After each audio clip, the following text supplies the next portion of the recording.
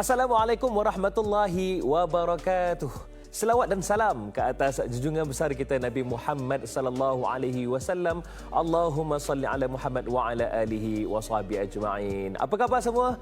Sihat? Alhamdulillah. Didoakan di mana sahaja anda berada ketika ini, apa sahaja yang anda sedang lakukan, sentiasa berada dalam kesihatan yang baik dan juga berada dalam rahmat Allah Subhanahu wa taala. Amin ya rabbal alamin. Dan alhamdulillah kembali kita bersua dalam Tanyalah Ustaz, biar tahu jangan keliru, bersama dengan saya Da'i Hadari. Alhamdulillah lama benar tak bersiaran langsung kan. Tapi sekarang ini kembali bersama dengan anda untuk edisi hari ini, hari Rabu, pertengahan minggu ni, hari Rabu 3 Jun 2026 bersamaan dengan 17 Zulhijjah 1447 Hijrah. InsyaAllah seperti biasa Tanyalah Ustaz, kita akan bawakan perbincangan yang insyaAllah akan memberikan manfaat untuk kita bersama. Dan seperti biasa kita bawakan topik yang berbeza-beza setiap hari. Kita tampilkan juga ilmuwan yang berbeza latar belakang. Namun apa yang kita bawakan ini tujuannya untuk menyebarkan kebaikan untuk semua. Dan hari ini para penonton sekalian, kita bawakan topik yang istimewa, ada kaitannya dengan amalan Rasulullah sallallahu alaihi wasallam, iaitu minyak zaitun, sunnah dan sains. Ini pun terbaik juga. Bayangkan apa kaitannya dengan apa yang Nabi SAW jalankan dalam kehidupan baginda dan apa kaitannya dengan ilmu sains yang ramai antara kita cerdik pandai ketika ini. Cumanya para penonton sekalian, tepat seperti mana sabda firman Allah Subhanahu wa taala, laqad kana lakum fi rasulillahi uswatun hasanah. Maka sesungguhnya terdapat pada diri Rasulullah itu contoh teladan yang terbaik.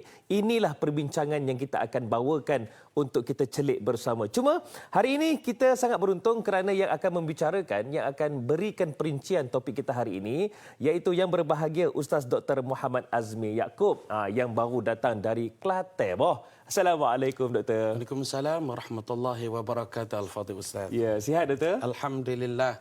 Setelah mengharung jam, lebih kurang 12 jam daripada Kelantan. 12 jam Doktor? Betul Ustaz. Allahu Akbar. Tapi Doktor, kami kagum akhirnya Doktor sampai di sini. Alhamdulillah. Dan Alhamdulillah sempat untuk berkongsi pada pagi ini. InsyaAllah jadi pahala yang berterusan. Amin. Amin ya Rabbal Alamin. Doktor, sebelum kita pergi dengan lebih lanjut, saya nak war-warkan kepada anda semua para penonton. Kalau ada soalan nak diajukan, boleh sahaja tanyakan di yang pertama, iaitu di Facebook rasmi kami. Boleh komen di ruangan komen, iaitu Tanyalah Ustaz TV3. Itu Facebook kami. Bagi anda yang mungkin nak terus menghubungi kami di talian, hubungi kami di 03-2201-4498. Yang penting soalan untuk doktor, bukan untuk da'i. Ataupun bagi yang ada TikTok dan juga Instagram, boleh terus ikuti kami di official Tanyalah Ustaz. Dengan lafaz Bismillahirrahmanirrahim. Doktor, bila sebut tentang zaitun, ataupun bahasa orang Teluk Intan lah, kampung teman, iaitu olive, mengapa Allah Subhanahu Wa Taala menyebut zaitun beberapa kali dalam Al-Quran? Mesti ada sebab. Betul. Dan apakah mesej yang boleh diambil daripada pengulangan tentang zaitun tersebut? Silakan. Assalamualaikum warahmatullahi wabarakatuh. Alhamdulillah wassalatu wassalam ala Rasulillah wa ala alihi wa sahbihi ajma'in. Allahumma iftah alaina hikmataka wa anshur alaina min khazain rahmatika ya arhamar rahimin. Amin. Terima kasih banyak-banyak pada Al-Fadhil Ustaz sebagai moderator di rancangan Tanyalah Ustaz pada pagi ini. Soalan yang begitu baik, yang sangat bernas, yang memerlukan jawapan yang tuntas dan juga tepat. Tuan-tuan dan puan-puan semua, diulang di dalam Al-Quran mengenai zaitun ini sebanyak 7 kali. Mesti ada sesuatu yang Allah Ta'ala ingin sampaikan pada kita. Allah Ta'ala menyebut antaranya di dalam surah An-Nur ayat 35. Tuan-tuan dan puan-puan boleh buka Al-Quran di rumah. Sebab Al-Quran ini, dengar Al-Quran pahala, melihat Al-Quran pahala, membaca Al-Quran juga pahala. Tuan-tuan boleh buka surah An-Nur ayat 35. Allah Subhanahu Wa Ta'ala menyebut, Allahu nurus samawati wal ard. Mathalu nurihi kamishkatin fiha misbah. المصباح في زجاجة الزجاجة كأنها كوكب دري يوقد من شجرة مباركة زيتونة لا شرقية ولا غربية إلى الآخر. Allah Ta'ala menyebut secara spesifik mengenai pokok yang diberkati itulah pokok zaitun. Dan dalam ayat yang lain Allah Subhanahu wa taala menyebutnya wa syajaratan takhruju min turi sayna tambutu bidduhni wa sabghi lil akilin, pun Allah Subhanahu wa taala menyebut tentang kebaikan zaitun. Al-Fadhil Ustaz, bukan setakat zaitun saja yang disebut oleh Allah Subhanahu Wa Taala di dalam Al-Quran secara berulang, tetapi saya ingin kongsi dengan tuan-tuan dan puan-puan semua. Apabila Allah Taala menyebut sesuatu secara berulang, mesti ada hint, maklumat ataupun rahsia hikmah yang Allah Taala ingin sampaikan pada kita. Sebagai contohnya tuan-tuan dan puan-puan semua, tentang kejadian kita sebagai insan, Al-Fadhil Ustaz. Allah Ta'ala menyebut dalam surah An-Nahl ayat 78, Wallahu akhrajakum min butuni ummahatikum la ta'lamuna syai'an wa ja'ala lakumus sam'a wal absara wal afidah la'allakum tashkurun. Pada ayat Sajdah ayat 9 pun Allah Ta'ala ulang wa ja'ala lakumus sam'a wal absara wal afidah. Pada surah Al-Mulk ayat 23 Allah Taala ulang wa ja'ala lakumus sam'a wal absara wal afidah. Dan dalam kita berdoa dalam ma'thurat, doa yang diajar di dunia besar Nabi kita Muhammad sallallahu alaihi wasallam, Allahumma afini fi badani, Allahumma afini fi sam'i, Allahumma afini fi basari. Bila kita sujud, dalam sujud kita diajar untuk berzikir tambahan kepada subhana rabbiyal a'la wa bihamdi. Kita akan baca Allahumma laka sajadtu wa bika amantu wa laka aslamtu sajada wajhi lilladzi khalaqahu wa sawwarahu wa syaqqa sam'ahu wa basar. Soalan kita Allah Ta'ala susun, dan Nabi SAW dalam tarkib susunannya menyebut as-sam'a wal absar. Kenapa as-sam'a dulu? Betul. Rupa-rupanya Al-Fadhil Ustaz, saya sebagai doktor perubatan sangat terkagum dan sangat terkesan apabila pada tahun 2007 dalam bulan Ogos, MD Aslam telah keluarkan satu paper dalam kajian yang bertajuk, izinkan saya dalam bahasa Inggeris ya, Development of Fetal Senses, Implication of Intrauterine and Postnatal Life, Neonatal Intensive Care, Journal of Perinatology, Neonatology. Dalam jurnal ini kita akan melihat secara jelas diagram yang telah dipaparkan bahawa pada minggu keempat selepas daripada berlaku persenyawaan, telinga adalah sense panca indera yang pertama terbentuk, dan mata adalah panca indera yang selepas itu pada akhir minggu keempat terbentuk. Menyebabkan saya terlalu kagum bagaimana Rasul, baginda Nabi SAW adalah an-nabiyyu al-ummiyyu, Nabi yang buta huruf, tidak pernah hadir ke sekolah walaupun separuh hari, tapi Nabi SAW telah membentangkan melalui Al-Quran satu dapatan sains yang akhir-akhir ini baru kita dapat mengetahuinya. Itulah sama juga tuan-tuan dan puan-puan semua mengenai zaitun ini. Dalam Al-Quran terlalu banyak, dan dalam hadis Nabi SAW sebut pun terlalu banyak, sehingga kan dalam satu athar yang diriwayatkan oleh Ibn Abbas radhiyallahu taala anhuma, katanya Ibn Abbas, wa da'alaha sab'una nabiyyan bil barakah minhum Ibrahim wa minhum Muhammadin sallallahu alaihi wasallam qala Allahumma barik fi zaid wa zaitun qalahu marratan.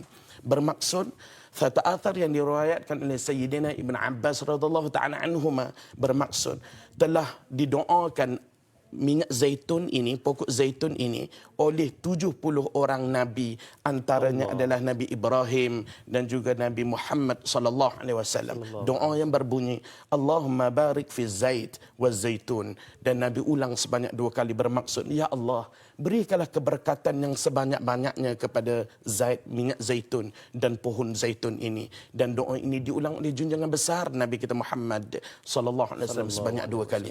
Al-Fadhil Ustaz, keberkatan ini senantiasa kita minta. Masa salat subuh tadi kita doa dalam doa kunut kita, wa barik lana fima a'tait. Bermaksud ya Allah, berikanlah keberkatan yang sebanyak-banyaknya pada kami terhadap apa yang telah Engkau kurniakan kepada kami. Dan kalaulah kita sebelum kita baca doa kunut, kita akan rokok dan i'tidal. Dalam i'tidal kita akan sebut lagi, minta keberkatan dan puji Allah. Subhanallahu liman hamidah, Rabbana lakal hamd, hamdan katsiran tayyiban mubarakan fih. Dan apabila kita hadir, ni musim cuti Al-Fadhil Ustaz, kenduri berterus-terusan kenduri. Ya. Kadang-kadang 3-4 kali satu hari. Bila kita jumpa kawan kita, tuan-tuan boleh ambil pen, ambil kertas, ambil doa ini yang diajar oleh junjungan besar Nabi Muhammad sallallahu alaihi wasallam. Masih memohon keberkatan. Doa daripada riwayat Abu Daud, Nabi sallallahu alaihi wasallam mengajarkan kita untuk membaca barakallahu laka wa baraka alaika wa jama'a bainakuma fi khair. Masih juga berkisar tentang keberkatan.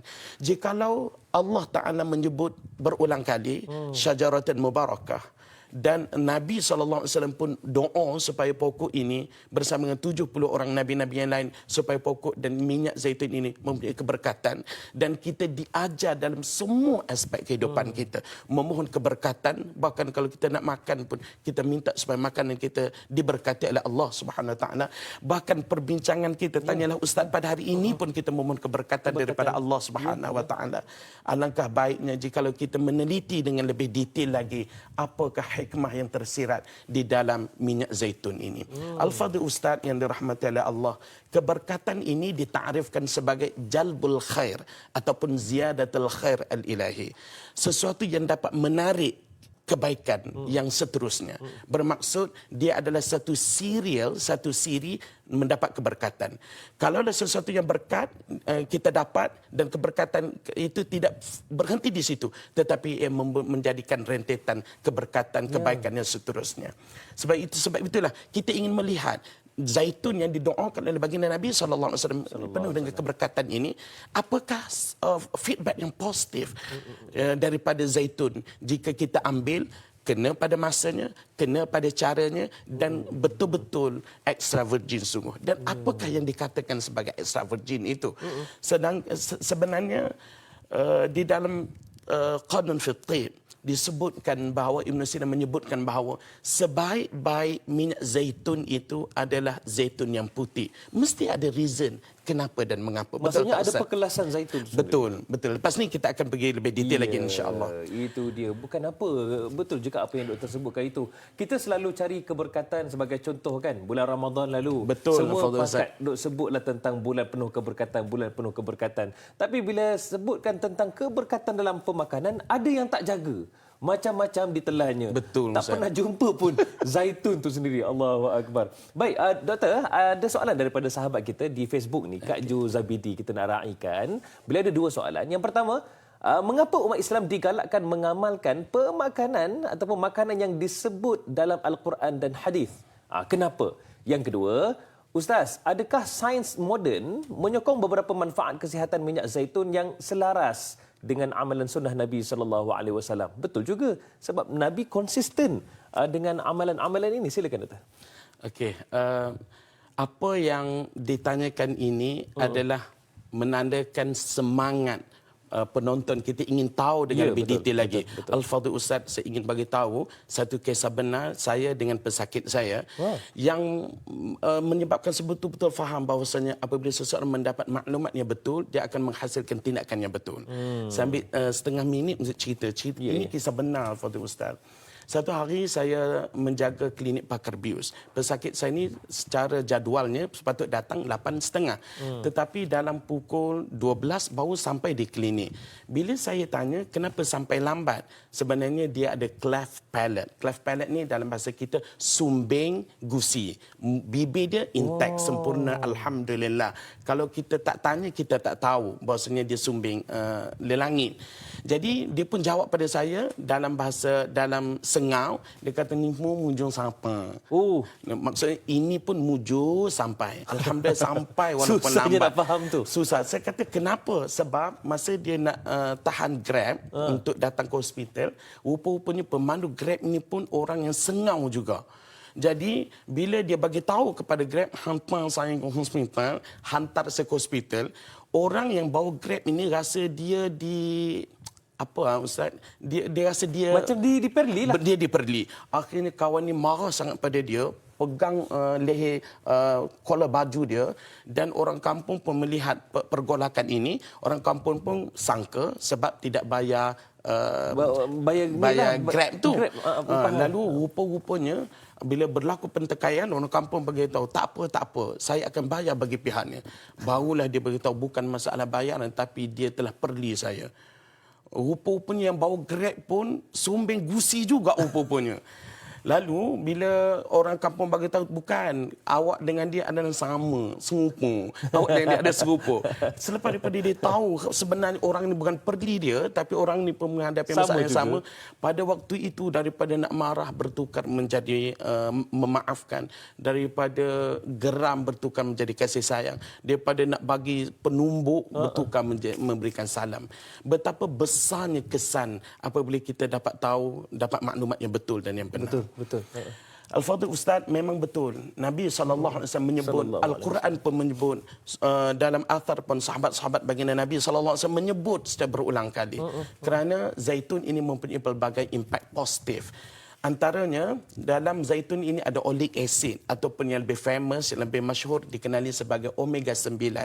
Omega 9 di dalam extra virgin olive oil ini berperanan mengawal paras LDL ataupun yang dikenali di kalangan orang publik adalah lemak yang jahat. Jadi oleic acid omega 9 dapat mengawal paras LDL ini dalam darah, dan pada masa yang sama dia dapat meningkatkan kandungan HDL lemak yang baik di dalam kandungan darah.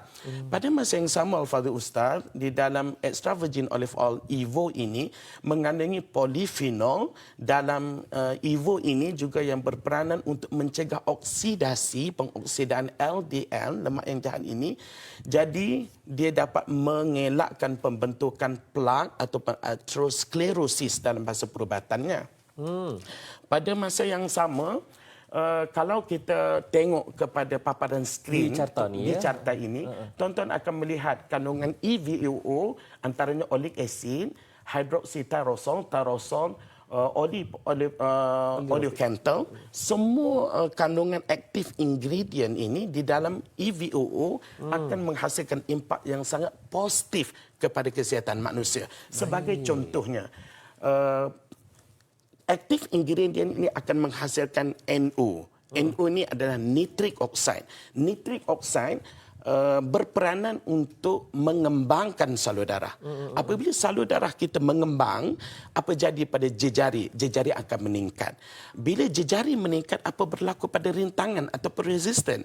Resisten akan turun. Bila resisten akan turun, apa kesan kepada tekanan dan pressure? Pressure juga akan turun. Sebab itu, antara jurnal-jurnal yang telah dibentangkan di Eropah dan juga Amerika, nitric oxide yang telah menyebabkan vasodilatation, pengembangan pembukaan salur darah, dapat menurun dan menstabilkan tekanan darah. Minta maaf doktor, saya cuba nak fahamkan supaya bagi mudah masyarakat faham. Jejari saluran darah itu apabila dikembangkan, bermaksud rintangan itu tidak akan ada. Maksudnya darah itu akan rintangan akan rendah. Ya, akan menjadi pergerakan darah akan lancar. Ya, betul. Pergerakan darah, volume darah juga akan meningkat dan pergerakan darah akan lancar. Al-Fadhil Ustaz, untuk mudahkan kita semua untuk memahami, kalau kita nak siram bunga pada waktu petang, katalah bunga yang dekat tak apa, kita guna pipe, pilih macam itu saja. Tapi bagaimana kita nak sampaikan aliran air ke pokok bunga kita kalau yang jauh? Kalau jauh? Yang jauh, saya akan tekankan supaya air itu lebih Sebab laju. Apa? Sebab bila kita tekan, pilih kita akan makin kecil. Bila kecil, apa yang jadi pada tekanan? Tekanan akan tinggi dan apa jadi pada aliran air? Kuat, laju. Very good. Baik. Saya dulu tak adalah tinggi sangat. Kimia saya belajar dulu. Tapi seronok pula dapat belajar ni. InsyaAllah lagi dan lagi kita akan sembang-sembangkan, doktor. Kembali lagi selepas ini, Tanyalah Ustaz. Biar tahu, jangan keliru.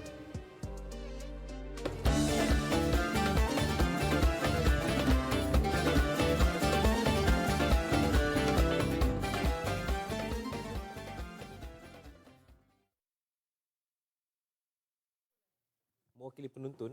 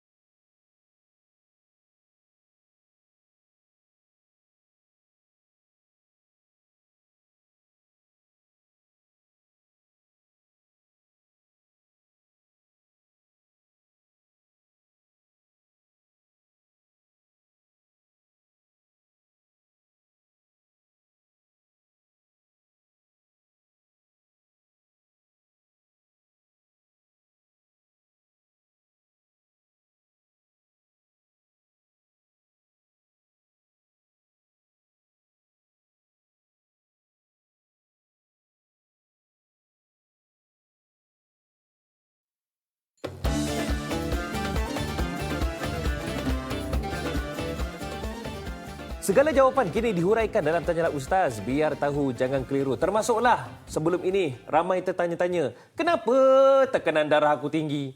Kenapalah usaha macam-macam tak juga hilang-hilang tekanan darah ni kan?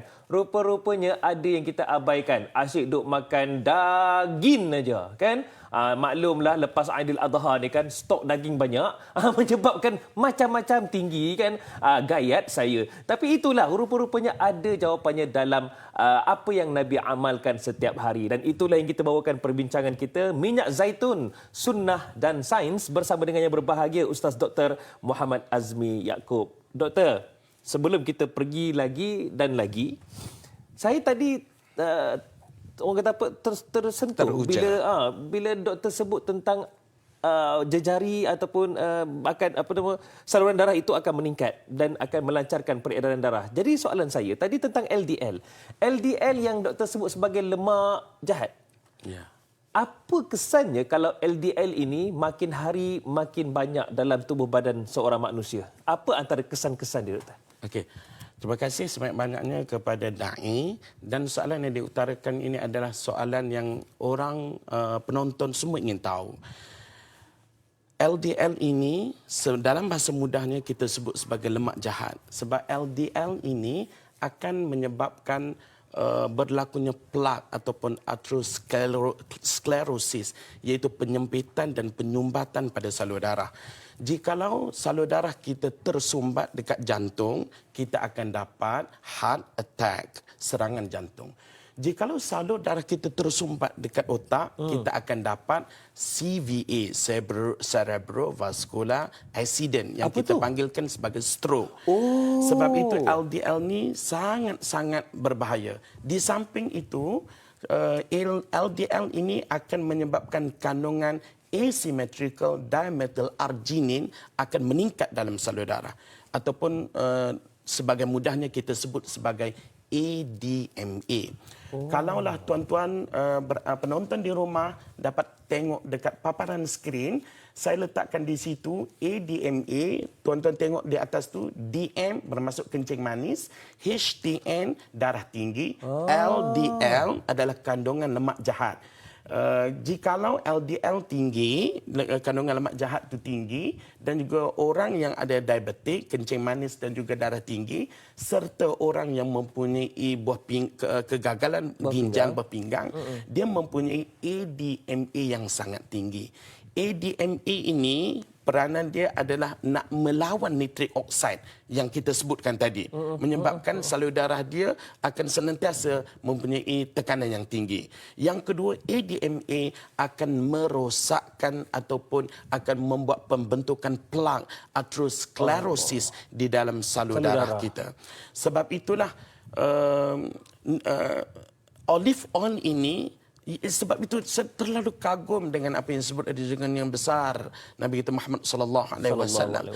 1500 tahun yang dahulu, bahkan disebut secara berulang-ulang kali seperti memberikan penekanan kepada kita, sebagaimana emak kita selalu berpesan kalau kita pulang ke kampung nak balik ke KL semula, mak kita selalu akan beritahu antara perkara yang dia akan pesan, bawa kereta elok-elok, hati-hati, drive carefully. Tapi mak kita tak speaking nah. Mak kita cakap bawa kereta elok-elok, kalau mengantuk rehat dulu, kalau rasa lapar kalau rasa lapar berhenti kat kedai dulu. So sebab apa diulang banyak-banyak kali? Kerana mempunyai nilai yang sangat tinggi. Sebab itu apabila Al-Fadhil Da'i bertanya tentang LDL ni lemak jahat, dia akan menyebabkan pembentukan plak dan juga atherosclerosis pada salur darah. Kalau dekat jantung akan menyebabkan serangan jantung, kalau dekat kepala, otak akan menyebabkan stroke, dan pada masa yang sama ADMA ini dia akan melawan tindakan ataupun tindak balas nitrik oksida. Jadi selalunya menyebabkan kita akan darah kita tekanan akan tinggi.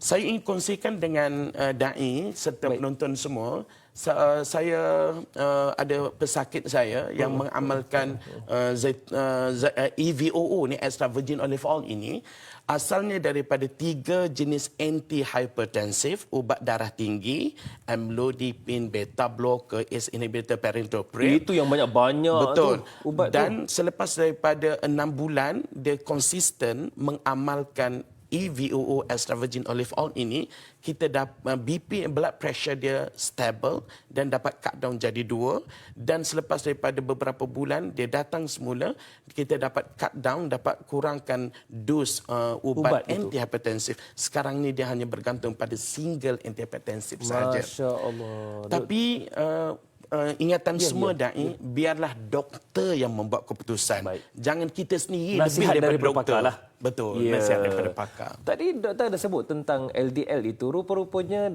omega 9 yang terdapat dalam zaitun sebenarnya akan mengawal LDL dalam tubuh badan kita. Hebatnya apa yang diamalkan oleh baginda Nabi sallallahu alaihi wasallam. Allahu akbar. Baik, doktor, Casey di Facebook ada tanya soalan ni. Ustaz, kenapa buah zaitun begitu istimewa bagi kita orang Islam? Adakah ianya ada sejak zaman Nabi dan apakah Nabi mengamalkannya dan memakannya? Dan apakah ada ayat-ayat atau surah-surah yang boleh kita amalkan bila memakannya? Sejak zaman Nabi bila tu dan kenapa Nabi amalkan?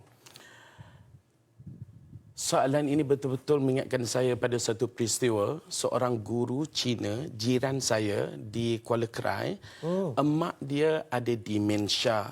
Demensia ni nyanyuk. Apabila dia membuat pembacaan mengenai extra virgin olive oil, rupanya dai, dulu kita panggil zaitun, tapi setelah daripada sebetul-betul kenal istilah EVOO, extra virgin olive oil, betul-betul appreciate perkataan extra virgin olive oil. Dan ingin tahu apa itu extra virgin olive oil? Tak tahu. Extra virgin maksudnya dia dara. Maksudnya dia minyak zaitun ini adalah tidak bercampur dengan apa-apa chemical ataupun bahan kimia. Dia adalah first press. Dia betul-betul yang tulen. Yang betul-betul 100% first press adalah hasil daripada buah zaitun. 100% authentic, original, tidak ada kandungan apa-apa pun bahan kimia. Okey. Jadi kenapa zaitun ini terlalu istimewa? Bahkan zaitun ini wujud sebelum daripada zaman Nabi kita Muhammad sallallahu alaihi wasallam. Jikalau kita minat sejarah, dalam buku-buku sejarah dinyatakan bahawa selepas daripada banjir besar zaman Nabi Nuh alaihi salatu wasallam, zaitun telah pun tumbuh selepas dan sebaik selepas daripada sejak zaman itu. Zaitun ini terlalu istimewa sebagaimana Nabi SAW sebut, kulu zaita waddahinu fa innahu min syajaratin mubarakah. Makanlah minyak zaitun dan gunalah minyak zaitun untuk disapu di bahagian luaran kulit, maksudnya fa innahu ni jikalau kita belajar tata bahasa Arab, fa innahu ni liquwwati ta'lil. Dia penekanan. Betul, penekanan. Sebab apa Nabi SAW suruh? Inilah bijaksananya dalam dakwah dan pengajaran pembelajaran bersama Rasulullah. Dia bukan Rasulullah, baginda bukan suruh sahaja, tapi at the same time pada masa yang sama Rasulullah SAW kepilkan sekali kenapa dan mengapa. Fa innahu min syajaratin mubarakah. Sebab tujuannya kerana pokok ini adalah pokok yang mubarakah, pokok yang berkat. Al-Fadhil Da'i, pokok sendiri adalah berkat, minyak sendiri adalah minyak yang didoakan oleh junjungan besar Nabi kita Muhammad sallallahu alaihi wasallam bersama dengan 70 nabi-nabi yang lain. Di samping kita mulakan dengan bismillahirrahmanirrahim dan kita berdoa kepada Allah.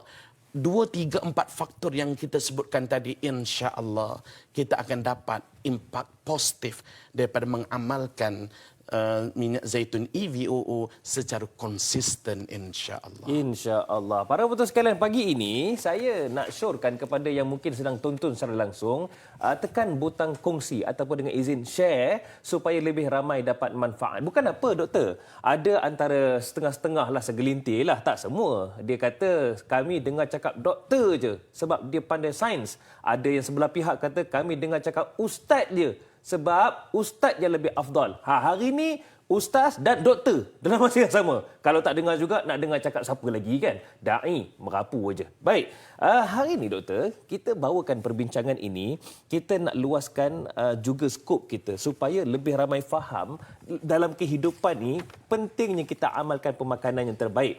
Ada soalan daripada Izzuddin di Facebook. Beliau tanyakan, boleh ke Ustaz kongsikan cara pengambilan minyak zaitun yang betul? Sebab kita dah tahu dah kelebihan ni. Tapi ada orang dia ambil tu, dia teguk macam air mineral dibuatnya. Ya. Macam mana cara pengambilan minyak zaitun yang betul? Apakah perbezaan jenis-jenis minyak zaitun? Ada yang extra virgin, ada yang pure, ada yang light. Dan bilakah waktu sesuai yang terbaik untuk mengamalkannya? Silakan doktor. Okey, terima kasih banyak yang bertanya nama Izzuddin ya, Da'i. Izzuddin bermaksudnya kemuliaan, ketinggian, kehebatan agama. Betul. Alhamdulillah. Dan tuannya pun minat pada pengetahuan agama. Alhamdulillah, sesuai dengan namanya. Barakallah. Kategori minyak zaitun ini ataupun olive oil, kampung Ustaz Da'i olive oil lah. Apa tu? Ya betul. Teluk Intan sebut olive oil. Samalah kita dengan Kuala Krai. Kategori minyak zaitun ditetapkan oleh Majlis Zaitun Antarabangsa dengan izin International Olive Council. Buah zaitun yang dikutip dan diperah pertama kali cuma ada 3 grade ataupun 3 klasifikasi sahaja. Pertama, extra virgin, virgin dan lampante. Yang sebut tadi light, pure, semua itu adalah istilah industri. Tapi saya sebut istilah akademik. Secara akademiknya, minyak zaitun ini, Da'i, dibahagikan kepada berapa? 3. Extra virgin, virgin dan lampante. Extra virgin, virgin mempunyai nilai kesihatan dan perubatan yang sangat tinggi. Lampante tidak digunakan untuk kesihatan. Sebab lampante ini kita digunakan masa saya pergi melawat ke tanah Arab, rupanya lampante ini Da'i tahu digunakan untuk apa? Untuk hidupkan pelita, sumbu-sumbu pelita sahaja. Jadi extra virgin dan virgin bagus untuk perubatan dan kesihatan. Extra virgin, of course, extra virgin adalah lebih bagus dan lebih baik berbanding dengan virgin. Yang selamat untuk dimakan, macam saya bagi tahu, extra virgin dan virgin sahaja. Tetapi lampante ini sangat dangerous. Sebab itu pastikan ya, bila kita beli, kita pastikan tengok COA, Certificate of Analysis. Dan setiap daripada minyak zaitun sepatutnya dibekalkan sekali. Kalau awak betul-betul extra virgin dan awak kena proof, kena buktikan. Kena ada sijilnya? Kena ada sijil COA. Sebab itu saya apabila salah satu minyak zaitun yang dibawa daripada tanah Arab ke bumi Malaysia yang tercinta dan satu universiti tempatan ambil sampel ini untuk dibuat kajian dan saya meletakkan keyakinan sepenuhnya kepada universiti Fakulti Perubatan satu universiti ini membuat kajian dan saya pun tiru universiti inilah, saya pun beli produk yang sama yang dibuat kajian oleh universiti tempatan dan sepanjang pembacaan saya hanya satu jenis minyak zaitun ini sahaja yang telah dibuat kajian praklinikal di universiti tempatan kita. Sebab kadang-kadang saya sibuk, saya pun tak tahu nak pilih yang mana. Kalau dah terlalu banyak, keliru kita. Ya, betul. Bagi Ibn Sina dalam kitab Konfitib, minyak zaitun terbaik untuk kesihatan adalah perahan buah zaitun muda ataupun zaitun putih. Soalan yang kedua yang ditanyakan oleh Izzuddin, kalaulah dah kita dapat betul-betul extra virgin dah, tapi bila kita nak minumnya? Dan berapa banyak kita nak minumnya? Jawapannya adalah bergantung kepada apa matlamat awak. Kalau Izzuddin minum selepas after meal, selepas daripada makan, dia akan membantu penyerapan vitamin-vitamin larut lemak seperti vitamin A, vitamin D, vitamin E dan juga vitamin K. Dan pada masa yang sama dia membantu untuk meningkatkan antioxidant properties daripada extra virgin olive oil. Jikalau kita ingin saluran penghadaman lagi bagus, perkumuhan lagi cepat dan bagus, kita minum extra virgin olive oil sebelum daripada kita makan. Bermaksud ketika perut kosong. Satu. Yang kedua, jikalau kita pesakit diabetes ataupun kencing manis, elok kita amalkan extra virgin olive oil sebelum daripada kita sarapan ataupun kita makan. Sebab apa? Sebab dia extra virgin olive oil ini akan menyebabkan kandungan gula di dalam darah kita tidak spike, tidak naik dengan begitu memuncak. Dan yang ketiganya, extra virgin olive oil ini semua orang berminat, akan menyebabkan OEA, oleoethanolamide, yang ada dalam oleic acid akan bergabung dengan reseptor PPAR yang akan merangsang saraf vagus nerve dan akhirnya sampai signal ke otak, merangsang satiety center, pusat dekat otak, pusat kenyang, menyebabkan seseorang itu akan rasa fullness, rasa kenyang dan mengelakkan seseorang daripada overeat. Makan terlalu banyak. Makan dengan gelojoh dan terlalu banyak. Allahu Akbar. Maksudnya melalui zaitun itu sendiri dapat mengawal segala-gala termasuklah dalam pemakanan kita. Alhamdulillah. Allahu Akbar. Baik doktor, bukan saya saja nak tanyakan soalan ni, kita nak raikan soalan daripada penonton kita yang menghubungi kita. Assalamualaikum. Waalaikumsalam. Ya, boleh saya tahu siapa yang bercakap sekarang ni? Saya Puan Hajah Nomardiah. Baik. Okey, Puan Hajah. Apa soalannya? Dari Kota Baru, Kelantan. Oh, okey, Kelantan juga. Silakan Puan Hajah. Okey, selamat pagi, selamat Hari Raya jugalah lagi ya. Ya, Puan Hajah. Ni Puan Hajah ni bekas penyakit kanser. Lepas tu sekarang mengalami penyakit kecil manis. Lepas satu lagi sekarang ke penyakit saraf pula. Allah. Itulah kita reda apa yang Allah bagi. Pengalaman seorang ibu tunggal. Saya nak tanya, minyak zaitun ni sesuai ke untuk ketiga-tiga penyakit itu sekarang? Saya sekarang saraf yang teruk sangat. Baik. Ya Allah, terimalah apa yang ditujukan pada saya. Baik. Bekas penyakit kanser dah 17 tahun yang lalu. Semua yang buat dengan saya dah 11 orang, tapi semuanya tak ada. Dari tak ada seorang cucu, sekarang dah ada 8 orang cucu. Ya. Tolong da'i dan doktor doakanlah saya ya. InsyaAllah. Macam mana doktor? Baik. Saya nak tahu. Baik. Macam mana nak mengguna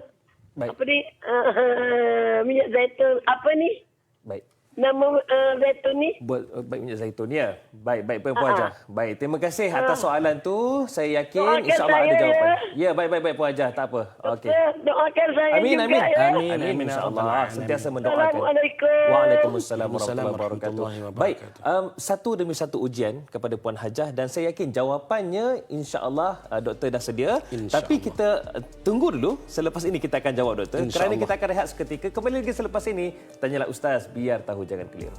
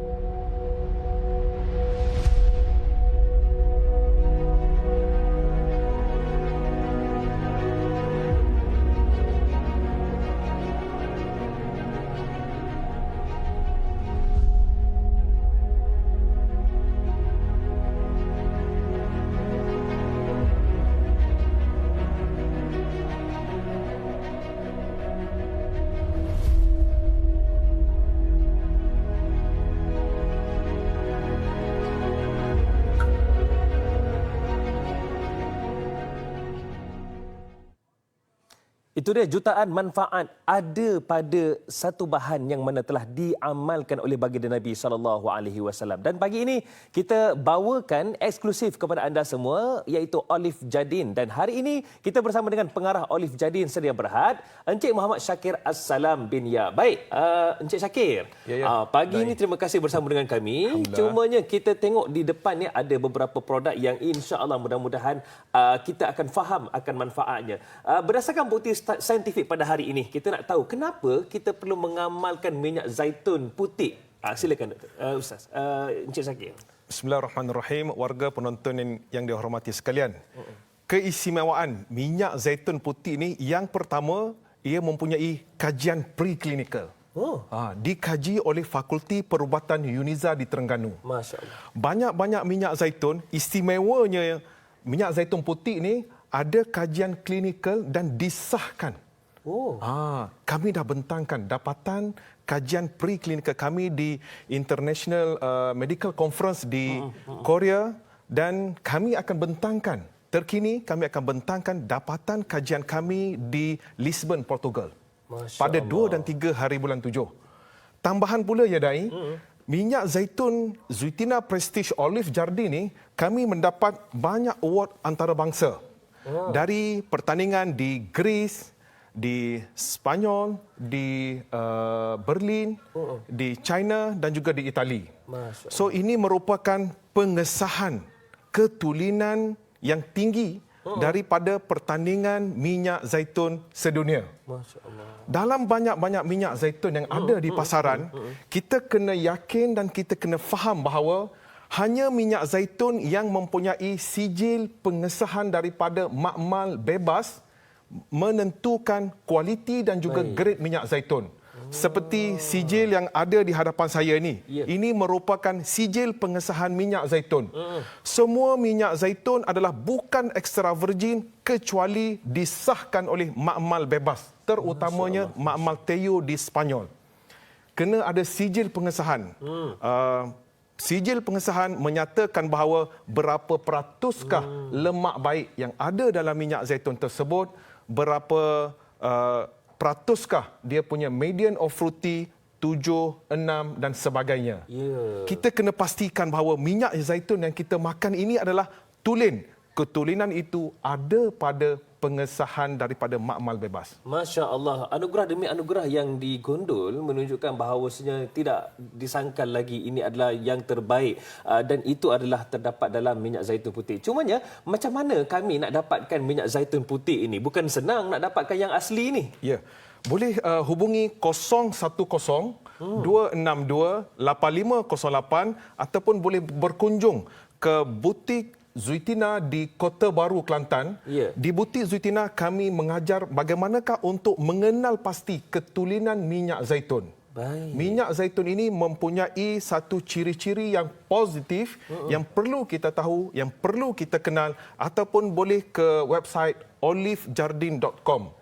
Ingat ya Dai, bila kita nak pilih minyak zaitun, kita jadikan Olive Jardin Zuitina Prestige ini sebagai kayu pengukur kepada semua jenama minyak zaitun yang ada di pasaran supaya kita membuat pilihan yang bijak dan yang terbaik.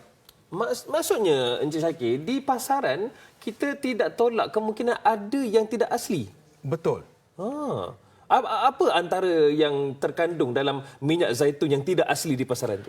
Minyak zaitun ini dia perlu bawang buah zaitun. Seperti mana santan mesti bawang kelapa. Bawang santan kita kenal pasti. Bawang minyak zaitun kita sukar untuk kenal pasti.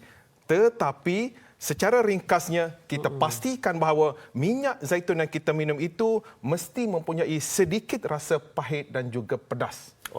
Itu ukurannya adalah cuba hari ini Zuitina Prestige. Baik. Untuk harga pasaran bagaimana Encik Syakir? Adakah berpatutan ataupun mungkin agak sedikit mahal berbanding untuk pengenalan satu botol 110, dua botol 200, tetapi kita nak konsum satu keluarga.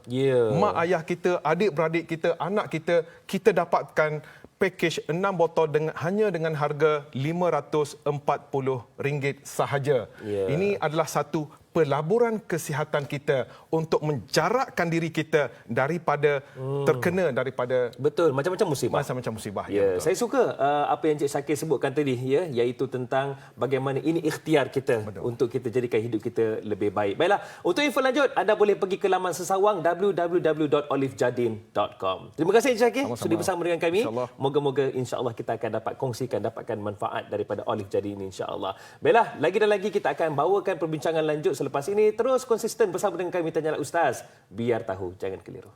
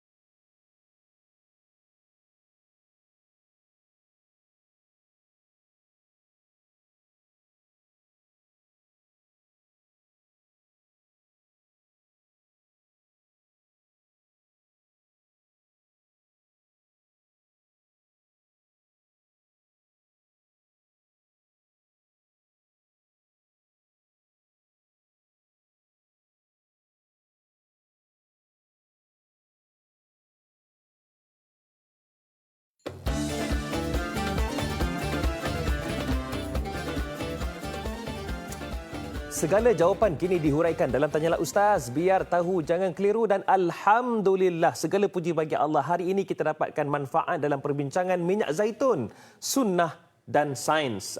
Ini adalah sudut pandang yang kita satukan dari sudut sains dan juga dari sudut agama. Dan Alhamdulillah hari ini kita masih lagi bersama dengan yang berbahagia, Ustaz Dr. Muhammad Azmi Yaakob. Baik, Doktor.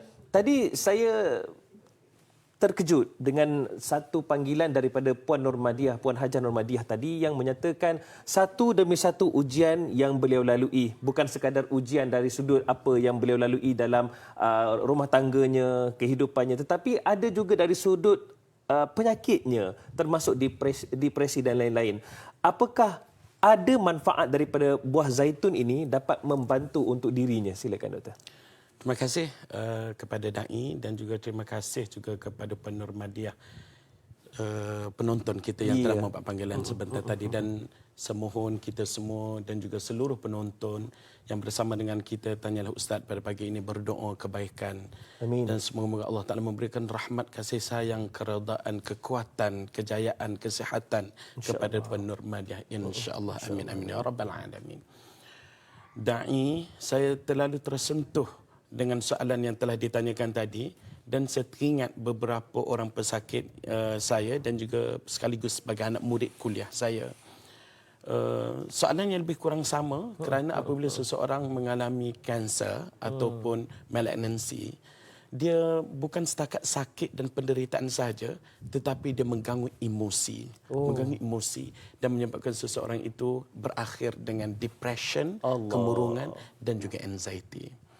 Sebab rupa-rupanya apabila seorang sakit ini, dia bukan sakit fizikal sahaja, tetapi sakit itu akan menyebabkan gangguan emosi, insomnia, gangguan tidur dan sebagainya. Bagi menjawab soalan yang telah ditanyakan oleh Puan Nurmadiah tadi, saya suka untuk merujuk satu paper yang dikeluarkan oleh International Journal of Molecular Sciences yang bertajuk An Appraisal of the Oleocanthal-rich extra virgin olive oil and its potential anti-cancer and neuroprotective properties. Secara asasnya, Da'i, apa yang dibentangkan dalam kajian ini adalah kandungan oleocanthal yang tinggi yang mempunyai peranan untuk mengurangkan neuroinflammation ataupun kita sebut sebagai mengurangkan keradangan saraf dan juga akan mengurangkan abnormal deposition of tau filament in the form of intracellular neurofibrillary tangles. Secara kesimpulannya dalam kajian ini, extra virgin olive oil dapat membantu pesakit-pesakit kanser. Tetapi selalu saya sebut kepada anak-anak murid kuliah saya di Kelantan sana, zaitun, extra virgin olive oil tidak sekali-kali bertujuan dan berniat untuk menggantikan ubat-ubatan kemoterapi di hospital dan bukan untuk menggantikan peranan surgical ataupun pembedahan. Sebab itu ambil dan gunalah extra virgin olive oil dengan nasihat pakar-pakar yang merawat kita di hospital masing-masing. Pada masa yang sama ingin saya kongsikan kepada Puan Nurmadiah dan juga pada seluruh penonton satu artikel yang bertajuk Behavioral and Neurochemical Effect of EVOO extra virgin olive oil yang mengandungi TPC total phenolic content yang tinggi. Rupa-rupanya fenol yang ada di dalam olive oil ini, EVOO, akan merangsang dan akan memberikan sumbangan positif terhadap pembentukan sikap dan juga kandungan neurochemical di dalam otak. Kalau ada juga ya? Betul Da'i. Ini juga menyebabkan saya rasa sangat-sangat teruja. Saya kongsikan dengan tuan-tuan dan puan-puan semua di skrin sana. TPC bermaksud total phenolic content. Bila TPC ini tinggi, dia akan meningkatkan serotonergic ataupun serotonin di dalam otak seseorang. Pada masa yang sama, dia akan mengurangkan glutamate ataupun glutamatergic modulation. Jadi apabila serotonin meningkat dan glutamate ini menurun, akan meningkatkan neuroplasticity seseorang, kebolehtahanan mental dan minda seseorang. Akhirnya dia akan swing mood seseorang daripada depression akan kurangnya depression dan juga daripada anxiety akan berkurangnya anxiety. Saya ada seorang anak murid saya, peminat kuliah saya, dan pada masa sama beliau telah diuji dengan breast cancer. Pada bila dia tahu dia mempunyai breast cancer, kanser payudara, pada waktu itu dia sangat depres. Dia tak mau lagi kemoterapi, dia tak mau lagi fikir pasal operation, tak mau lagi jumpa dengan doktor. Sampailah saya pergi ke rumah dia sebagai tanggungjawab sebagai seorang doktor dan sebagai seorang guru, sebagai seorang jiran dan juga sebagai tanggungjawab sebagai Muslim. Saya pergi jumpa dengan dia, saya nasihatkan kepada dia supaya ambil extra virgin olive oil dan beliau mengikuti apa yang saya nasihatkan. Komen secara spontan daripada beliau selepas daripada seminggu, beliau memberitahu perasaan depression, kemurungan, rasa stres, anxiety hampir 90 hingga 95% gone, telah pun hilang. Kalau saya ingin berkongsi dengan Da'i, pernah satu hari saya dengan izin saya dijemput oleh Konti Radio Kelantan untuk berkongsi mengenai extra virgin olive oil dan saya bawa bersama dengan seorang pemuda berumur 28 tahun baru saja grad daripada universiti dan pemuda ini tidak mempunyai sejarah penyakit apa-apa dan pemuda ini adalah seorang yang sihat, fit, gantang kata orang Indon kerana dia adalah rugby player dan pelajar ini ada pelajar yang bijak sebab dia dapat first class degree, first honor class degree. Jadi apa yang berlaku pada beliau? Beliau dapat serangan anxiety, acute anxiety, GAD. Acute anxiety menyebabkan beliau tidak dapat tidur 3 malam berturut-turut. Emak beliau adalah anak murid kuliah saya. Lalu emak dia bawa anak ini jumpa dengan saya, dan sebagai seorang doktor saya ambil appointment dengan kawan saya, psychologist dan juga psychiatrist dan juga counselor. Sementara nak jumpa dengan counselor, psychologist dan juga psychiatrist, saya menasihatkan kepada beliau untuk ambil extra virgin olive oil dengan high dose supaya meningkatkan TPC, total phenolic content, supaya dia dapat counter perasaan anxiety dan juga depression. Saya bagi tahu kepada beliau, selepas daripada 5 hari kontak saya balik. Tidak sampai 5 hari, pada hari keempat, emak beliau telefon kepada saya. Dia sebut, "Doktor, alhamdulillah, anak saya telah pun dapat pergi keluar jogging di Taman Tasik Kerai." Maksudnya mood dia... Syukur alhamdulillah. Insomnia yang tidak dapat tidur 3 hari berturut-turut, dapat tidur, dan juga rasa berdebar-debar macam heart attack sebab anxiety, panic attack pun sudah berkurang dengan more than 90%, dan dia telah berjaya dan dia mampu untuk menjalankan normal life activity-nya. Dan alhamdulillah pelajar cemerlang ini sekarang menjadi seorang guru yang telah pun ditempatkan di sekitar Gerik Perak baru-baru ini. Alhamdulillah. Ya, itu dia. Para penonton sekalian, benar apa yang bijak pandai pernah nyatakan.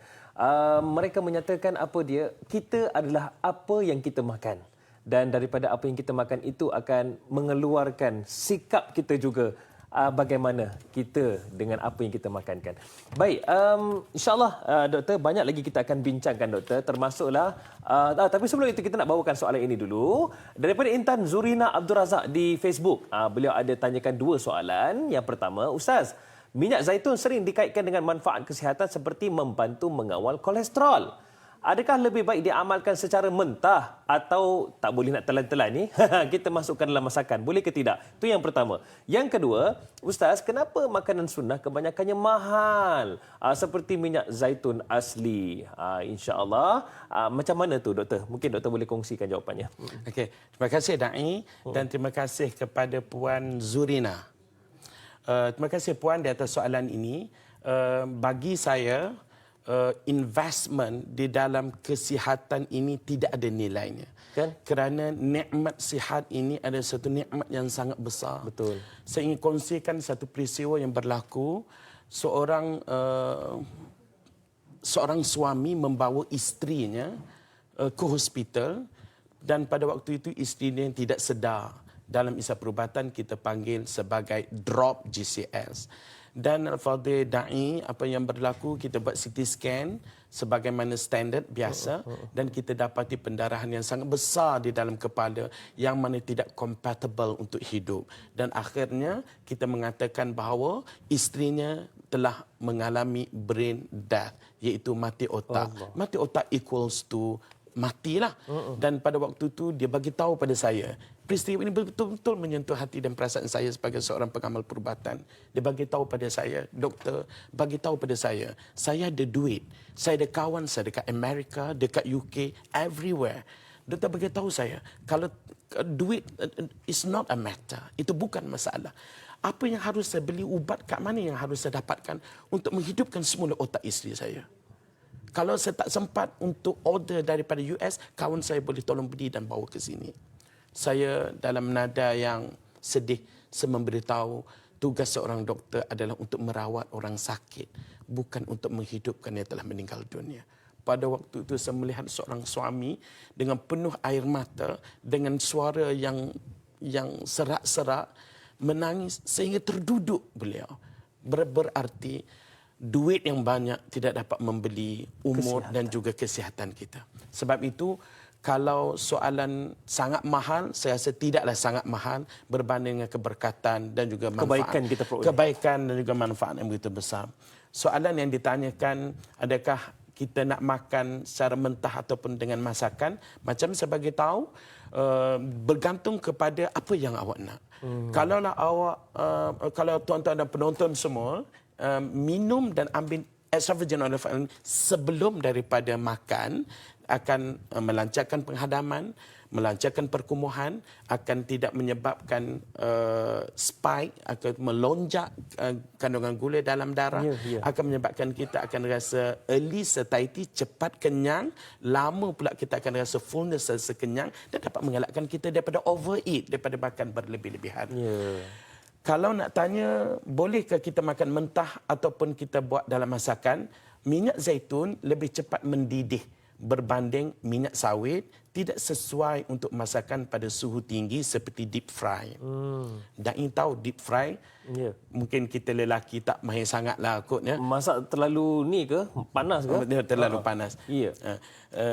Tapi Mujurlah yang bertanya, alhamdulillah yang bertanya seorang perempuan. Dan saya rasa Puan Zurina lebih arif daripada kita berdua. Minyak zaitun ini hanya sesuai untuk masakan di bawah suhu 190 degree Celsius hingga 210 degree Celsius. Jangan tanya saya 190 ini untuk masak apa. Masak apa? Dan jangan tanya saya. Kajian dapati walau di dalam julat suhu yang terkawal sekalipun, ada sedikit penurunan kualiti EVOO, extra virgin olive oil ini. Lebih sesuai untuk salad ataupun meat dressing, ataupun boleh dimakan terus begitu saja. Tapi alah bisa tegal biasa. Anak saya 17 tahun, 10 tahun, 9 tahun, dia dapat mengambil zaitun extra virgin ini secara direct begitu saja. Ini sebagai satu cabaran kepada penonton-penonton di luar sana. Bukan apa doktor. Sedangkan orang Johor, orang Perak pun dah boleh makan budu. Betul. Orang Kelantan cencalu. Ya. Orang Kelantan pun boleh makan sambal belacan, orang Kedah punya. Takkanlah kita nak berkira dalam mencuba yang terbaik ini kan? Betul. Minyak zaitun. Hai, rasa macam nak telan minyak zaitun pula nanti.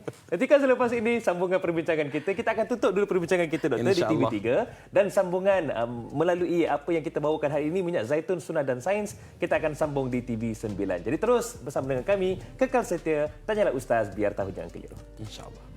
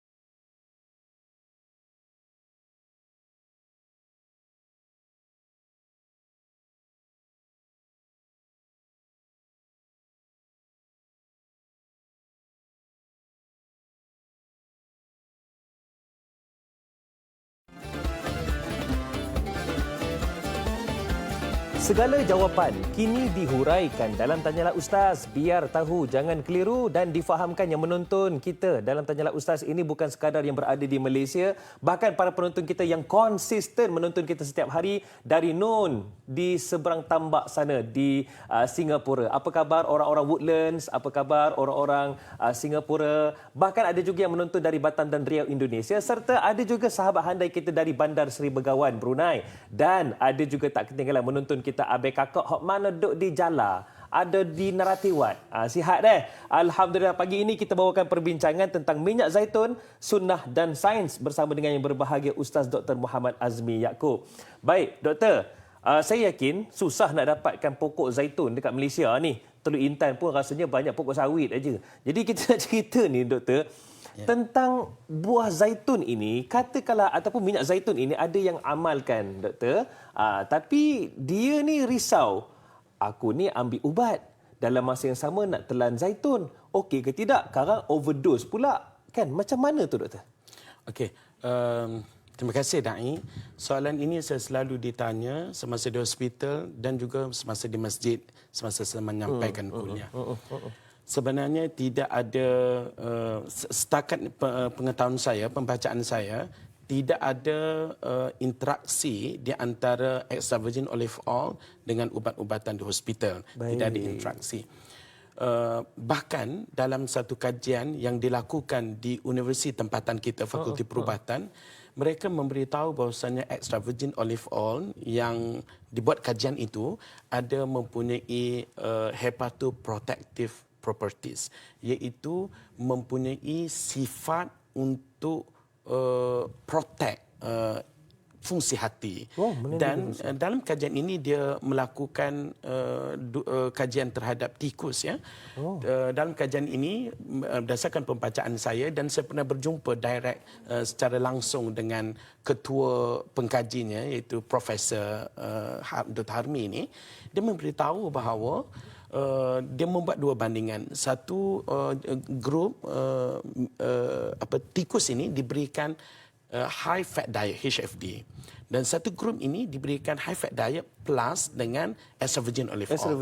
Apa yang dia orang dapati, grup yang tikus ini yang diberikan high fat diet, yang lemak saja diberikan pada tikus tersebut, dan mereka buat postmortem selepas daripada tempoh yang tertentu, mereka mendapati bahawasanya tikus itu mempunyai hati yang pale, maksudnya yang pudar, pucat, bermaksud hati itu hati yang berlemak. Yang mana tikus tersasul seperti doktor kan selalu dengan pesakit ni. Tikus yang dibekalkan high fat diet, lemak yang banyak diberikan, dan pada masa yang sama diberikan extra virgin. Bila dia buat postmortem, didapati hati tikus ini tidak berlemak, bukan fatty liver. Yang keduanya, bagi menjawab soalan ini, saya selalu memberikan nasihat secara umum, sebab bila kita belajar pharmacology, apabila kita makan ubat ini akan dipengaruhi faktor persekitaran, sama ada acidity ataupun alkali. Jadi dia kadang-kadang akan menentukan absorption ubat ke dalam sistem saluran darah kita. Jadi saya selalu menasihati kepada pesakit-pesakit ini supaya jarakkan di antara 1 ataupun 2 jam dengan ubat hospital. Tetapi kalau makan dekat-dekat ataupun tidak berjarak, adakah ia memberikan satu bahaya? Setakat ini saya tidak ada jumpa mana-mana kajian yang mengatakan bahawa interaksi ubat-ubat hospital dengan EVOO yang telah diambil. Baik. Para penonton sekalian, sebenarnya zaitun ini bukan sekadar diagung-agungkan oleh kita sebagai umat Islam. Sebenarnya sejak zaman dahulu kala, ketika zaman Eropah, terutamanya di Rom, di Athens, mereka telah membuat logo-logo yang megah. Antaranya dewa-dewa yang memegang pohon. Dan dewa-dewa itu memegang pohon apa? Pohon itu adalah pohon zaitun. Allahu Akbar. Rupa-rupanya semenjak sebelum Nabi SAW diutuskan, orang-orang Eropah yang dahulu kala telah tahu hebatnya pokok zaitun ataupun buah zaitun itu sendiri. Allahu Akbar. Baiklah, Doktor, ada soalan daripada Nur Jura. Ini sahabat kita yang konsisten bertanyakan soalan ni. Dan soalan ni adakah mengena dengan semua yang menonton ni? Jangan tak mengaku. Katanya pada era makanan segera dan makanan diproses yang semakin popular. Dengar ni elok. Sejauh manakah minyak zaitun mampu menjadi alternatif yang lebih baik untuk meningkatkan kualiti kesihatan masyarakat, lebih-lebih lagi golongan remaja, Gen Z macam saya lah doktor ya, supaya mereka melihatnya bukan sekadar makanan sunnah tetapi juga pilihan gaya hidup sihat. Semua nak segera, makanan pun segera. Jawab doktor. Okay, Dai Gen Z. Saya Gen Millennium. Masya Allah, muda tu. Silakan. Sebab itu saya rasa dia bergantung kepada kreativiti kita. Ya, doktor. Yang pertama. Dan yang kedua bergantung kepada awareness dan juga kesedaran kita. Kalau kita sedar dan kita mempunyai kesedaran yang tinggi, apa sahaja halangan kita akan hadapi. Ya. Bab kata orang bercinta, lautan api sanggup diredahi. Betul, Dai. Sebab itu setengah-setengah daripada kalangan kita menggunakan dalam bentuk kapsul. Tetapi di sini saya tidak menasihatkan untuk gunakan dalam bentuk kapsul walaupun kita mudah untuk telan. Sebab Kenapa? Sebab satu kapsul lebih kurang mengandungi 0.5 ml sahaja. 0.5 kalaulah Dai ambil 2 kapsul baru jadi berapa? 1 ml, 1 cc. In which yang mana tidak cukup untuk memberikan faedah kesihatan dan juga faedah perubatan. Saya baru tahu ni. Bermaksud Dai, kalau Dai nak dapat 10 ml, Kena telan 20. 20. Kalau Dai beli satu botol tu, bermaksud untuk 3 hari sahaja. Allahu Akbar. Sebab itu tidak semua benda yang mudah itu bagus untuk kita. Faham. Sebab itu bila saya tanya kawan saya kan, dia tanya saya, kenapa dia kata kalau kita kahwin kena hantar mahar, kan mahar kahwin. Saya jawab sebab kalaulah lelaki dapat perempuan dengan begitu mudah tanpa ada mahar. Ya. Kalau dapat mudah, lepas pun akan mudah. Sebab itu untuk menjawab soalan ini, biarlah kita bersusah-susah awal, akhirnya kita bersenang-senang. Maksudnya janganlah kita asyik nak kira makanan proses, makanan yang mudah untuk segera untuk dimakan. Sebab itu yang akan menyebabkan ada masalah pada kesihatan kita masa depan. Betul. Sebab itu bergantung kepada macam mana kita view mentaliti kita terhadap sesuatu. Kalau kita memandang dia daripada sudut yang positif, sukar bagaimanapun kita akan buat. Kalau kita memandang as a Virgin Olive Oil memberikan sumbangan kesihatan perubatan yang sangat besar nilainya kepada kita, kita akan cuba untuk menelan. Sebagaimana saya bagi tahu, anak saya 9 tahun, 10 tahun, Zainab 10 tahun dan juga anak saya yang sulung 17 tahun pun boleh minum secara direct. Apatah lagi takkan kita umur 40, 50, 60, 78, 89 tahun tidak dapat nak minum. Kalaulah 10 tahun, 11 tahun pun boleh minum. Sebab itu bergantung bagaimana kita view, perspektif, melihat dan juga tanggapan kita terhadap sesuatu. Baik. Kalau kita menganggap bahawa ia adalah saranan daripada Allah dan Rasulnya, dan Dr. Azmi datang jauh daripada Kuala Krai, daripada Kota Baru, 12 jam dari perjalanan untuk menyampaikan daripada perspektif sains. Dan apakah yang menyebabkan kita tidak mahu lagi mengamalkan As Virgin Olive Oil? Ya, baik. Ada keberkatan di sebaliknya. InsyaAllah. Baik, saya nasihatkan diri saya, abang-abang kameraman dan juga semua yang ada, termasuklah penerbit dan kru penerbitan. Jom kita sama-sama amalkan minyak zaitun selepas ini. InsyaAllah. Baik. InsyaAllah selepas ini banyak lagi kita akan bincangkan, Doktor. Termasuklah apa pengajaran di sebalik pesanan-pesanan Allah dan juga Rasulullah ini. InsyaAllah berkaitan dengan zaitun. Kembali selepas ini, tanyalah Ustaz, biar tahu jangan keliru.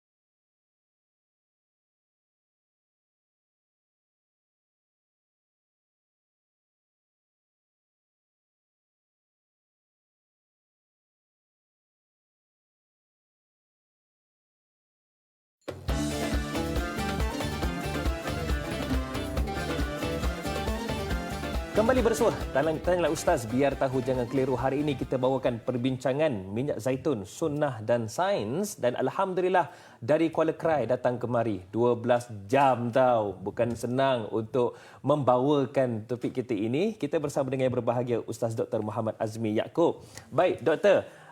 Ada satu soalan daripada Adams Babah ni. Dah macam nama restoran ya, Adams Babah ya. Tapi itu bubu babah lain.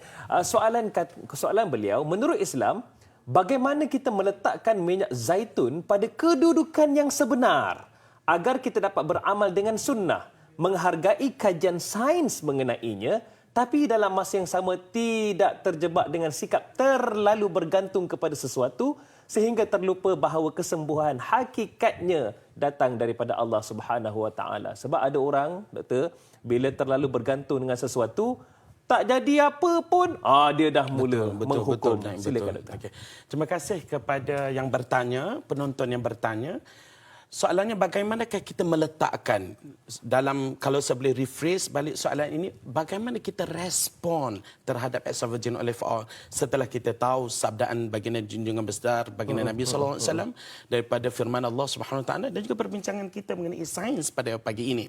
Jawapannya adalah amalkan extra virgin olive oil secara konsisten dan persisten sebagai tindak balas kita terhadap apa yang telah kita bincangkan pada pagi ini.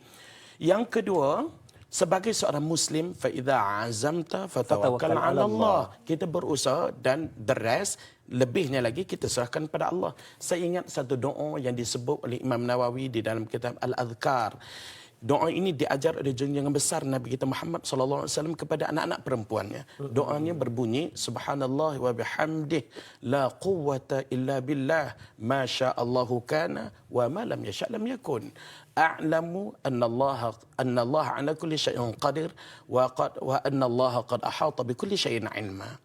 Doa ini diajar oleh Nabi sallallahu alaihi wasallam kepada anak-anak puteri-puteri baginda dan disebut dalam kitab Al-Adhkar Imam Nawawi, dibaca pada waktu pagi dan dibaca pada waktu petang. Sesiapa yang membaca pada waktu pagi, seseorang itu akan berada fi hifzillah, berada di dalam jagaan Allah sampai ke petang. Begitulah kalau baca pada waktu petang, berada pada fi hifzillah, di dalam jagaan Allah sampai ke paginya. Apa maksud daripada doa yang diajarkan ini? Masya-Allahu kana wa ma lam yasha' lam yakun. Apa yang telah ditentu yang dikehendakkan oleh Allah Subhanahu Wa Taala mesti berlaku. Apa yang tidak dikehendaki oleh Allah, walaupun seluruh makhluk di dunia ini daripada timur ke barat, utara ke selatan menginginkan ia berlaku, ia pasti tidak akan berlaku. Semuanya kita kena redha kepada qada dan qadar yang telah ditentukan oleh Allah Subhanahu Wa Taala. Sebab tu bila kita solat, antara zikir yang diajar oleh Rasulullah sallallahu alaihi wasallam ketika rukuk, selain daripada kita membaca subhana rabbiyal azim wa bihamdi, Rasulullah mengajarkan kita untuk membaca Allahumma laka raka'tu wa bika amantu wa laka aslamtu wa khasha'a sam'i wa basari wa mukhi wa azmi wa asabi wa mastaqallat qadami lillahi rabbil alamin. Bermaksud, ya Allah, telah tetap khusyuk, tawaduk segala pendengaran saya, penglihatan saya, pemikiran dan fokus saya, urat saraf saya dan juga tulang-tulang saya lillah, untuk Allah.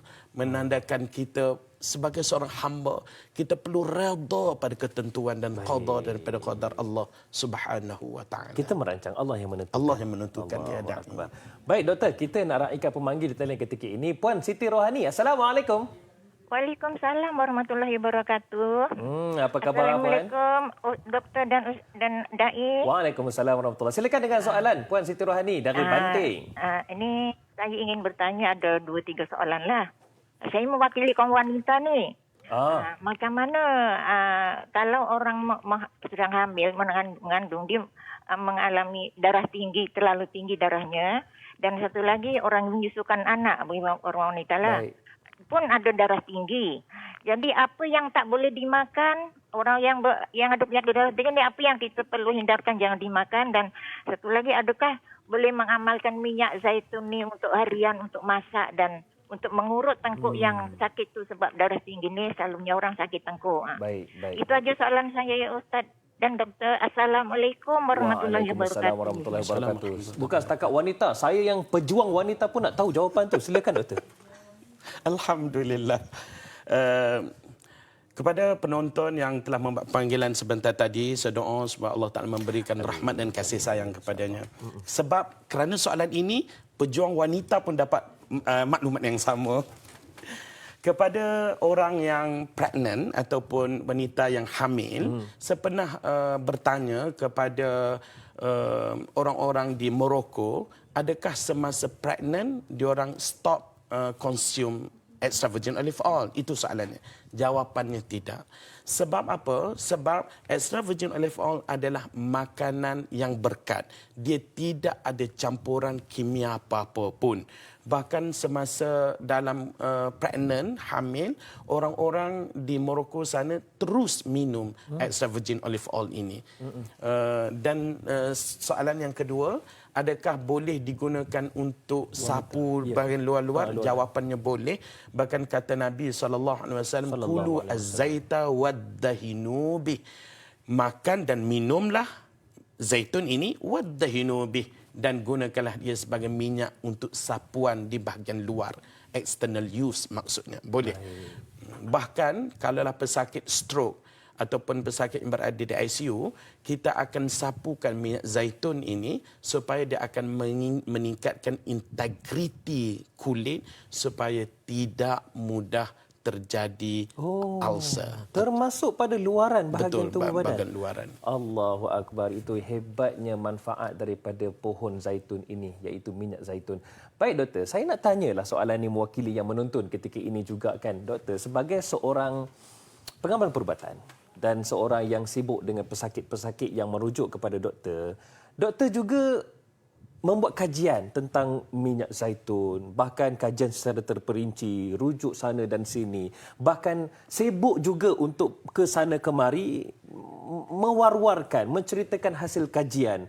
Soalan saya, kenapa doktor sebegitu bersemangat dan menjadi inspirasi, bersungguh-sungguh dalam menyampaikan tentang zaitun ini? Silakan doktor. Terima kasih Da'i. Kerana pada tahun 2014, masa tu saya cerita sejarah saya. Masa tu saya tengah sambung belajar peringkat specialist, dan masa dekat-dekat nak exam, masa tu saya macam stres. Bukan saya rasa Da'i dan semua penonton di sana pun faham bila dekat-dekat dengan peperiksaan kita akan rasa stres. Betul. Selepas daripada saya melakukan pembelajaran seberkumpulan dengan kawan-kawan doktor-doktor yang lain, saya solat zuhur, dan selepas daripada saya solat zuhur, saya baca Al-Quran untuk dapatkan ketenangan. Lalu saya terjumpa satu ayat yang betul-betul menyentuh hati dan juga nurani saya. Surah Al-An'am ayat 125. Allah Subhanahu wa taala menyebut, "Faman yuridillahu an yahdiyahu yashrah sadrahu lil-Islam, wa man yurid an yudillahu yaj'al sadrahu dayiqan harajan ka'annama yas'adu fis sama'." Ayat ini berkaitan secara langsung dengan subjek yang saya bincangkan dengan kawan-kawan, iaitu mengenai oksigen dan mengenai apakah yang akan berlaku jikalau kita daripada bumi ni kita naik ke tempat yang tinggi, high altitude. Seperti kita climbing, kita mendaki gunung Everest. Apa jadi pada kandungan oksigen? Apa jadi pada tekanan darah? Apa jadi pada paru-paru? Dan dalam dunia perubatan kita baru dapat mengenal pasti ini semua berlaku dalam 140 tahun kemudian ini, setelah daripada Dr. Jacob membuat kajian sehingga Dr. Jacob meninggal dunia dalam kajian ini, semata-mata untuk mencari, mendedahkan sebab apa apabila seseorang naik ke tempat tinggi seperti Gunung Everest, dia akan mengalami hipoksia, kekurangan oksigen, paru-paru dia berair dan akhirnya akan meninggal dunia. Tetapi ayat Al-Quran menyebutnya 1500 tahun yang lalu. Ayat ini secara directnya seperti memberikan semangat kepada saya untuk membaca Al-Quran, beramal dengan Al-Quran, dan saya terlalu meyakini bahawa agama ini adalah agama yang benar. Al-Quran ini adalah kitab yang diturunkan oleh Allah yang telah menciptakan alam ini, dan Nabi Muhammad adalah Nabi dan Rasul yang benar. Raditu billahi rabba wa bil islami dina wa bi Muhammadin nabiyyan wa rasula.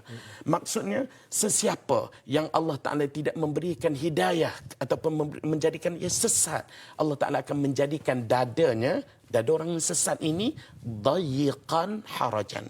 Dayiqan harajan maksudnya dada menjadi sempit, sukar untuk bernafas, shortness of breath, difficulty in breathing, seperti, seumpama, seakan-akan seseorang yang sedang mendakikan tempat yang tinggi. Allah menggunakan fi'lul mudhari' yas'adu. Kalaulah Allah Ta'ala menggunakan perkataan sa'ada, past tense, fi'il madhi, tidak dapat diterangkan oleh sains anymore.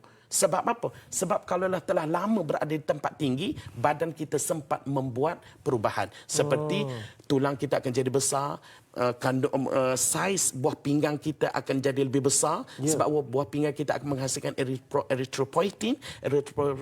Erythropoietin akan menghasilkan hemoglobin, sel darah merah yang begitu banyak, kerana untuk counter kandungan oksigen yang lebih rendah tempat yang tinggi. Sedar ataupun tidak, Allah Ta'ala menggunakan fi'il mudhari' yang kita sebut sebagai acute acclimatization dalam bahasa perubatan, menyebabkan saya betul-betul rasa tersentuh dan memberikan semangat pada saya. Saya kena belajar sungguh-sungguh, saya kena mendalami Al-Quran, saya kena sebarkan maklumat ini kepada seluruh umat Muhammad supaya mendapat manfaat daripada apa yang disebutkan di dalam Al-Quran. Daripada sinilah rupa-rupanya apabila kita mendaki di tempat yang tinggi secara acute ataupun akut, apa yang jadi? Tekanan di tempat yang tinggi akan rendah. Apabila tekanan yang rendah menyebabkan paru-paru kita sukar untuk kita menarik nafas. Dan apa yang jadi pada paru-paru akan menyebabkan paru-paru berair ataupun HAPO, High Altitude Pulmonary Edema. Pada masa yang sama, da'i, apabila kita mendaki di tempat yang tinggi, kandungan oksigen, tekanan oksigen akan drop, akan jatuh, akan turun. Apa yang jadi? Menyebabkan seseorang kekurangan oksigen. Itulah yang disebut oleh Allah, yang dibacakan dalam bandingan yang besar Nabi kita Muhammad SAW 1500 tahun yang dulu. Soalan saya yang hari ini betul-betul menyentuh hati saya, bagaimana Nabi SAW tidak mengalami apa yang disebutkan ini, sedangkan Nabi SAW dalam peristiwa Isra dengan Mi'raj naik sehingga Sidratul Muntaha, lebih daripada gunung Everestnya lagi, lebih pada langit pertama kedua, tapi Nabi SAW tak pun mengalami apa yang kita sebutkan sebagai high altitude pulmonary edema dan sebagainya, sukar untuk bernafas dan kekurangan oksigen. Tetapi baginda menyatakan kebenaran semata-mata kerana kebenaran. Sebab itulah tuan-tuan dan puan-puan semua, saya bersemangat dan saya rasa bertanggungjawab untuk menyampaikan kebenaran. Apa yang kita bincangkan pada hari ini adalah semata-mata atas maksud, atas makna, atas tujuan menyampaikan kebenaran. Apa yang saya kongsikan adalah ikhlas daripada hati nurani saya sendiri supaya memberikan manfaat kepada seluruh umat Muhammad sallallahu alaihi wasallam. Dan saya mengira maklumat yang saya bentangkan pada hari ini adalah maklumat yang benar dan maklumat yang tepat, dan moga-moga ia menjadi amal jariah kepada saya, kepada dua ibu bapa saya yang telah meninggal dunia, dan kepada guru-guru yang telah mendidik dan juga mentarbiah saya selama ini. Amin. Terima kasih sebanyak-banyak kepada da'i. Saya kira itu sebagai kesimpulan yang sangat bagus. Doktor, secebis daripada apa yang doktor kongsikan itu adalah secebis daripada Al-Quranul Karim yang Allah berikan ia sebagai manual terbaik untuk kehidupan kita. Saya nak kongsikan sedikitlah doktor ya, melalui pembacaan saya. Para penonton juga mungkin anda perlu cari gambar ini. Cuba tengok gambar-gambar tokoh-tokoh ataupun pembesar-pembesar di Greek ketika zaman kegemilangan Greek dulu. Bayangkan di atas kepala mereka kan mereka memakai kalung ataupun disebut sebagai laurel crown. Kan daripada daun-daun kan? Anda tahu tak apakah daun itu? Itulah tanda mereka adalah golongan yang bangsawan. Mereka memakai daun-daun zaitun. Masya Allah. Allahu Akbar. Allahu Akbar. Baik. Doktor, untuk pagi ini kita nak sama-sama aminkan doa daripada yang dibacakan daripada doktor. Silakan. Bismillahirrahmanirrahim. Alhamdulillahi rabbil alamin. Wassalatu wassalamu ala asyrafil anbiya wal mursalin wa ala alihi wa sahbihi ajma'in. Ya Allah, ya Tuhan kami, ampunkanlah dosa kami dan kesalahan-kesilapan kami. Ampunkanlah dosa dua ibu bapa kami dan maafkanlah kesalahan dan kesilapan dua ibu bapa kami, ya Allah. Ampunkanlah dosa umat Muhammad seluruhnya dan maafkanlah kesalahan dan kesilapan umat Muhammad seluruhnya, ya Allah. Dosa, kesalahan, kesilapan yang baru, yang lama, yang zahir, yang batin, yang sengaja, yang tidak sengaja, yang kecil, yang besar, ampun dan maafkan semuanya, ya Allah. Ya Allah, ya Tuhan kami, sempurnakanlah urusan dan pekerjaan kami. Angkatkanlah darjat dan kedudukan kami. Makbulkanlah segala doa dan munajat kami. Sembuhkanlah segala penyakit dan penderitaan kami. Bayarkanlah hutang-hutang kami. Selamatkanlah perjalanan kami. Bantukanlah seluruh umat Muhammad SAW di mana saja mereka berada, ya Allah. Ya Allah, ya Tuhan kami, berikanlah ruang dan peluang kepada kami untuk menatap dan ditatap, melihat dan dilihat, memandang dan dipandang akan wajah mulia junjungan besar Nabi kami Muhammad sallallahu alaihi wasallam. Berikanlah peluang kepada kami untuk mendapat syafaat uzma daripada junjungan besar Nabi kami Muhammad sallallahu alaihi wasallam. Berikanlah peluang kepada kami, ya Allah, untuk minum air qalam kautsar milik nabiyina Muhammadin sallallahu alaihi wasallam. Allahumma khtim lana bihusnil khatimah wa la takhtim alaina bisu'il khatimah.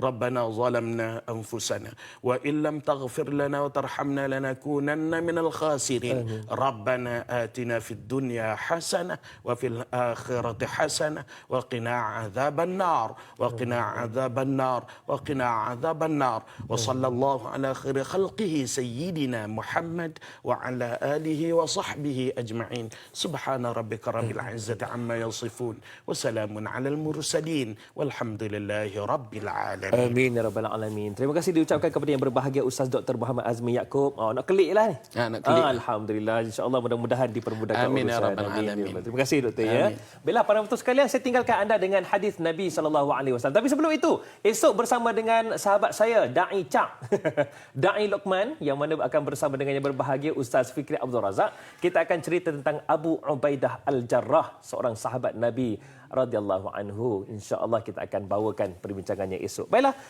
para penonton sekalian, 1400 tahun dahulu Nabi pernah berpesan, mafhumnya, makanlah buah zaitun dan gunakanlah ia sebagai minyak kerana ia tumbuh dari pohon yang diberkati. Hadis riwayat Ahmad dan Tirmizi. Saya Dai Hadari mohon permisi undur diri. Assalamualaikum warahmatullahi wabarakatuh. Waalaikumsalam warahmatullahi wabarakatuh. Jazakallah, Doktor. Jazakallah.